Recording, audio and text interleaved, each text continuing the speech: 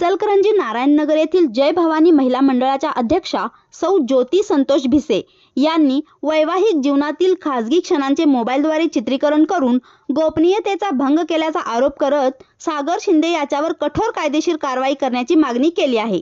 याबाबत त्यांनी इचलकरंजी पोलीस ठाण्यात पोलीस निरीक्षकांकडे निवेदन सादर केले। या निवेदनादरम्यान नारायणनगर परिसरातील अनेक महिला उपस्थित होत्या।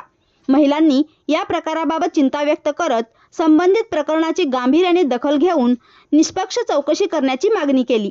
महिलांच्या उपस्थितीमुळे या निवेदनाला परिसरातील महिलांचा पाठिंबा असल्याचे दिसून आले। निवेदनात सागर शिंदे यांनी वैवाहिक जीवनातील अत्यंत खाजगी क्षणांचे मोबाईलद्वारे चित्रीकरण करून संबंधित व्यक्तीच्या गोपनीयतेचा गंभीर भंग केल्याचा आरोप करण्यात आला आहे। अशा प्रकारच्या कृत्यामुळे व्यक्तींचा सन्मान, प्रतिष्ठा आणि वैयक्तिक गोपनीयतेवर परिणाम होत असल्याचे महिला मंडळाने नमूद केले आहे। तसेच संबंधित व्हिडिओ इतर कोणत्याही व्यक्तीला पाठविण्यात आला आहे का, समाज माध्यमावर संदेशवहनाच्या ॲप्सवर किंवा अन्य कोणत्याही माध्यमातून तो प्रसारित अथवा पुढे पाठविण्यात आला आहे का, याची सखोल तांत्रिक चौकशी करण्याची मागणी करण्यात आली आहे।